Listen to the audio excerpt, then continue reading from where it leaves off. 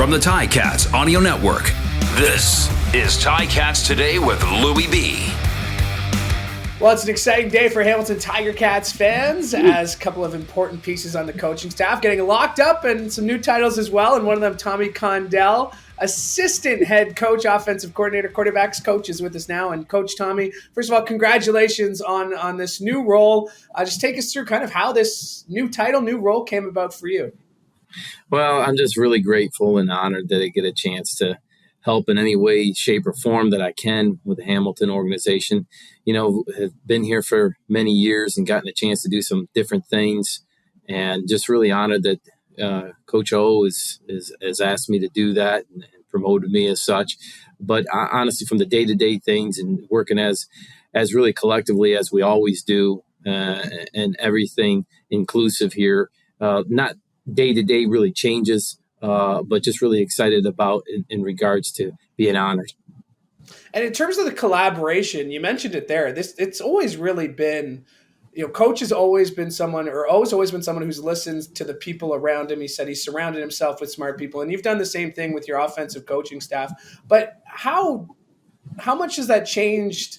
Post-pandemic, that collaborative, getting to do things like this in person, meetings and things, how has that changed your perspective on the idea of collaboration here as we approach 2022?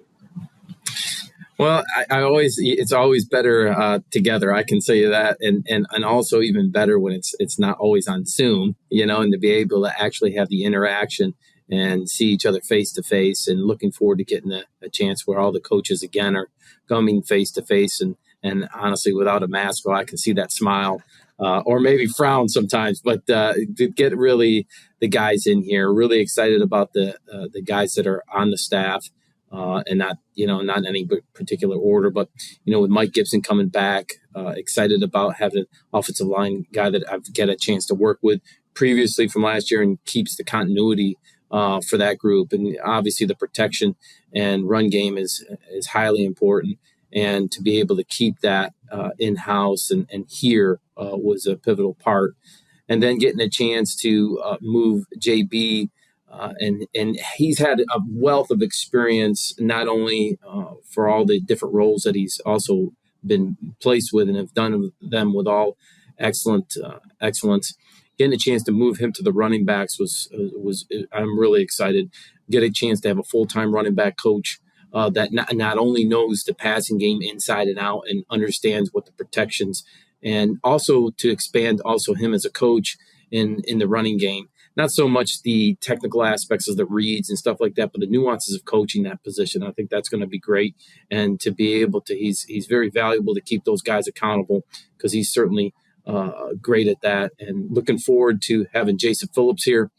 He's new, but not so new. He's actually got a chance to be in Hamilton before as a player, and also knows a lot of the same coaches in the circles that we've been around. And Jason's been a long-time wide receiver coach, also been an experience with a coordinator role, and getting a chance to have we talk about beginning with a beginner's mind, so to speak.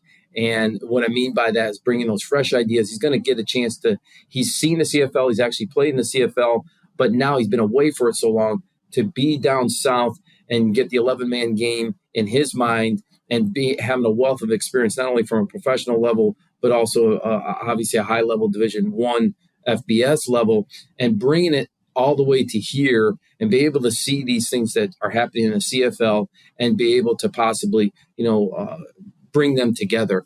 I'm really excited about the not only that, but also the ability to coach the receivers in a technical aspect, and also from a mechanical and technique aspect. I think that's going to be the wealth of experience. He does a great job. He's been in multiple places, and he's always had success with the receiver unit. So I'm looking forward to getting a chance to work with those guys. If there was one common theme across the 2021 season, and O really set us up for it from the beginning, is these aren't the 2019 Ticats. 2021 wasn't 2019. 2022 isn't going to be 2021. But what did you learn last season where things didn't come I don't want to say as easy, but where there were some ups and downs a little more so than the previous season. Was there something you learned about yourself as a coach last year that you're hoping to apply to 2022?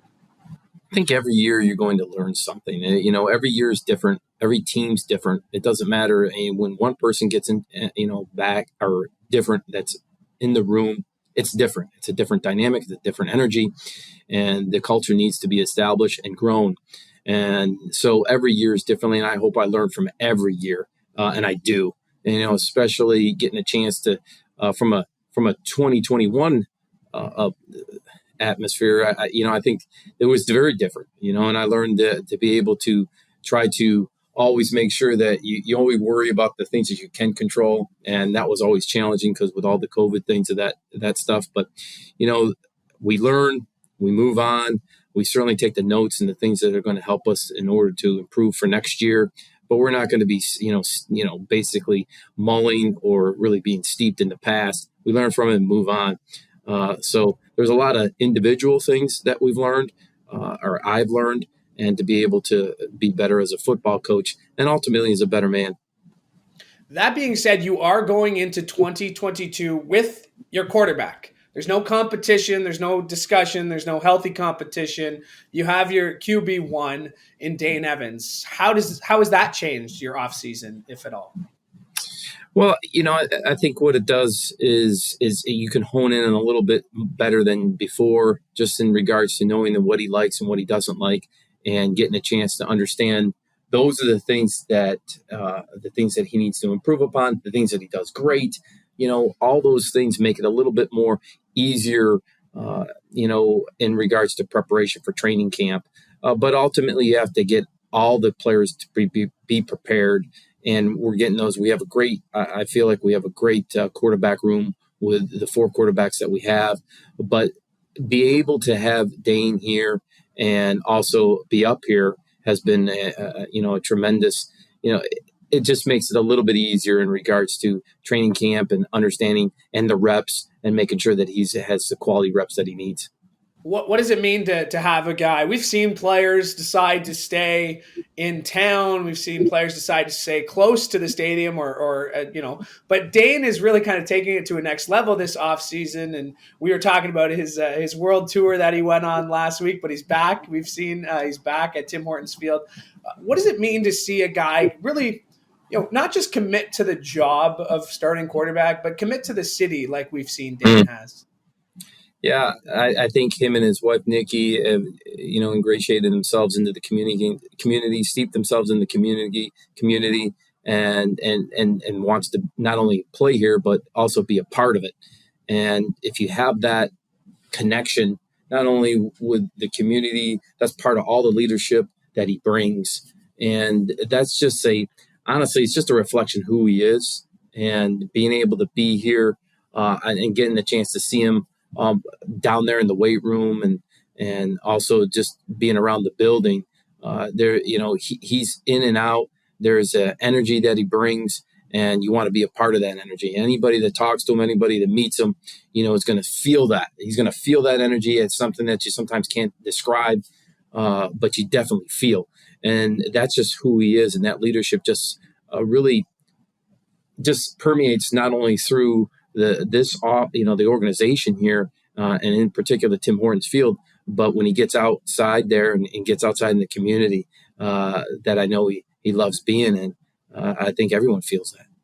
And speaking of community, let's get back to your new title, your new role. But let's talk about it from a family perspective. What does it mean? Your boys are at an age where I'm sure they don't want to be moving. They don't want to know where dad's going to be working next season. What does it mean for you to kind of get to set your roots, signing a contract through 2023 to really call this place home as a family? Well, I've always seen this T-shirt that I need to get is Hamilton's home, and it is. In our boys and my wife, Mandy, we've been here, for going on to about 10 years. And to be able to have the boys in school and get them in the churches and things, I can't thank, there's a big list, but, Mr. Young and Mr. Mitchell, and ultimately, Coach O for doing this. It's a tremendous honor. It's hard for me to put into words, only, for people that hope they can see it and feel it from me. Just feel very honored and just want to certainly finish the job and win a Grey Cup that ultimately this community and surrounding area certainly deserve, and just feel very grateful to be a part of it. And before we let you go, you were at the Combine a few weeks ago. The draft is coming up in a couple of weeks now. When we look at the class of 2022, you can actually put some tape, some game tape to the recent game tape to their name, which we couldn't really do the last couple of seasons. But you can put some results down on paper that you can measure. What else do you see about this 2022 draft class that maybe jumped off the page to you? We got a chance to go to Toronto and be in the bubble there. It was extraordinarily freezing at the time. I was, I couldn't believe it. But those guys, I can tell you, first and foremost, those guys were troopers. Those guys were studs because it was cold and they had their shorts on and stuff like that. And they went through there with. So there's obviously a lot of resiliency in this group because it didn't matter to them. Whatever they were asked to do, they did it. And it was an honor to get a chance to watch those guys not only prepare early on, but actually execute some of the things and compete. And that was a thing that I enjoy getting a chance to watch, not just the actual competition, but the actual leading up to the competition, and then the reaction then thereof, i.e. meaning you let it be, because there's always and that's what's great about the game of football. There's always a winner and there's a loser on each and every play. But that's just going to happen. That's going to happen naturally to the best players.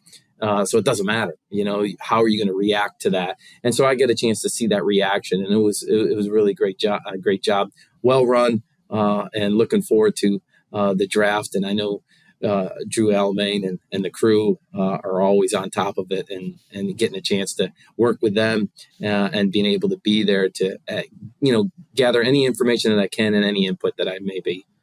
Well said, Coach. Once again, congratulations on the new role. Before we go, I want to let you have a chance here to say anything you want to Ticats fans who are watching, who are listening. What do you want to tell them?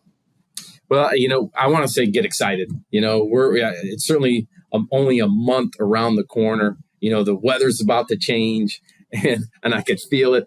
The guys are going to be excited. We're being able to communicate with all the players that are here. So it's not anybody that's coming in here not knowing what the expectations are. We know what the expectations are. It's a brand new team, and we're looking forward to grow and being the best versions of ourselves for 2022. Let's go Ticats. Coach, we'll leave it at that. Thanks so much. Once again, congratulations on the new role. And I can't wait to see it. I know I saw you, what was that, last week? I know we got to a little fist bump. During Team Canada and all that. Yeah, it was awesome. Anything for a free lunch. I mean, for myself. No doubt. And I really don't. I love watching soccer. I'm a true fan. I really don't know much about it, but I love watching it. My sons play it, so I love watching it. So it was a lot of fun. So very, very thankful for that, I can tell you. Yeah, me too. Coach, thanks for doing this. We'll see you around the stadium a bit more. Yes, sir. Thank you.